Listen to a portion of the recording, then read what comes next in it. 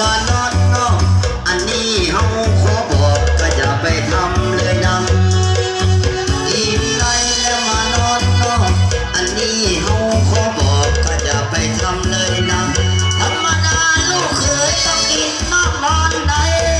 ต้องคิดเห็นใจลูกเพื่อนลูกตัวนะ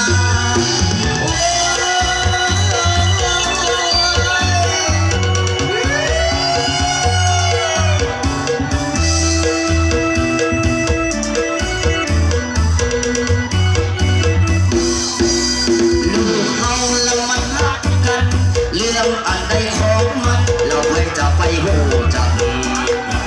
ลูกเฮามันรักกันเรื่องอันใดของมันเราให้จะไปหูจัก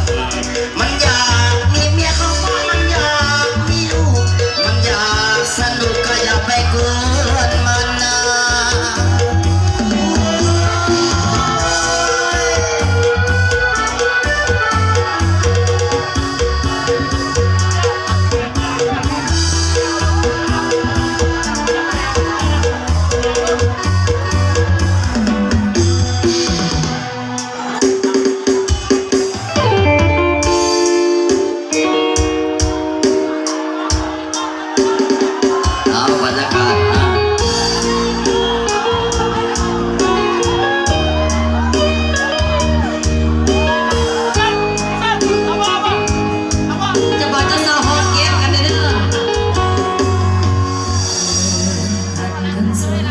มีความหมายปองห้องใจ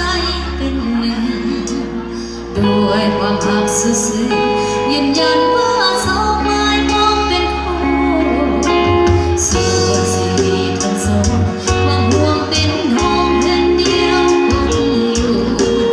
ส่วนชีวิตก็สู้จะอยู่ด้วยกันจนวันแก่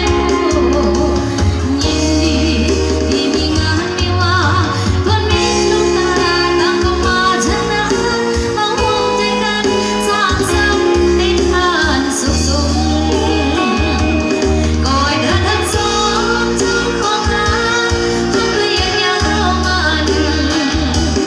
ก่อยท่านทั้งสองอย่างแบบวันจนทั้งวันแก่เท้าลงไหลกันบอกเพียงจากสีหรือไงเมื่อนึกสิ่งใดสมปรารถนาทำขาดผิดมาอภัยให้กันเจ้าบ่าวหอมแก้มเจ้าสาวนี่เด้อ